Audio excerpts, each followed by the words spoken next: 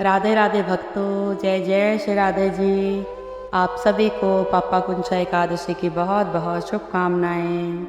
अर्जुन कहने लगे कि हे जगदीश्वर, मैंने आश्विन कृष्ण एकादशी तथा इंदिरा एकादशी का सविस्तार वर्णन सुना। अब आप कृपा करके मुझे आश्विन माह के शुक्ल पक्ष की एकादशी के विषय में भी बतलाइए। इस एकादशी का क्या नाम है तथा इसके व्रत का क्या विधान है? इसका व्रत करने से किस फल की प्राप्ति होती है? कृपया यह सब विधान पूर्वक बताइए। भगवान श्री कृष्ण ने कहा, हे कुंती नंदन, आश्विन माह के शुक्ल पक्ष की एकादशी का नाम पापा कुंचा एकादशी है। इसका व्रत करने से सभी पाप नष्ट हो जाते हैं तथा व्रत करने वाला अक्षय पुण्य का भागी होता है। आश्विन शुक्ल एकादशी के दिन इच्छित फल की प्राप्ति के लिए भगवान विष्णु का पूजन करना चाहिए। इस पूजन के द्वारा मनुष्य को स्वर्गलोक की प्राप्ति होती है। हे अर्जुन, जो मनुष्य कठिन तपस्याओं के द्वारा फल की प्राप्ति करते हैं, वह फल इस एकादशी के दिन क्षीर सागर में शेषनाग पर शयन करने वाले भगवान विष्णु को नमस्कार कर देने से ही मिल जाता है और मनुष्य को यम के दुख नहीं भोगने पड़ते।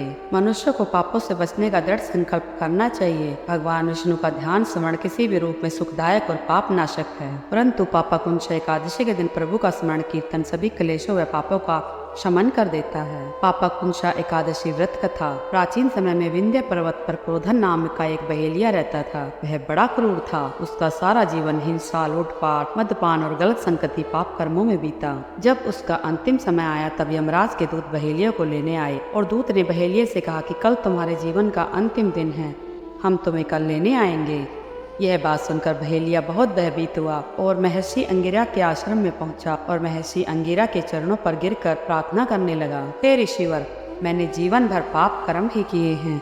कृपा करके मुझे ऐसा उपाय बताए जिससे मेरे सारे पाप नष्ट हो जाएं और मोक्ष की प्राप्ति हो जाए। उसके निवेदन पर महर्षि अंगिरा ने उसे आश्विन शुक्ल पक्ष की पाप कुंचा एकादशी का विधि पूर्वक व्रत करने को कहा। महर्षि अंगिरा के कहे अनुसार उस बहेलिये ने यह व्रत किया और किए गए सारे पापों से छुटकारा पा लिया और इस व्रत पूजन के बल से भगवान की कृपा से वह विष्णु लोक को गया। जब यमराज के यमदूत ने इस चमत्कार को देखा तो वह बहेलिये को बिना लिए ही यमलोक वापस आ गए। बोलो श्री हरि विष्णु भगवान की जय हो।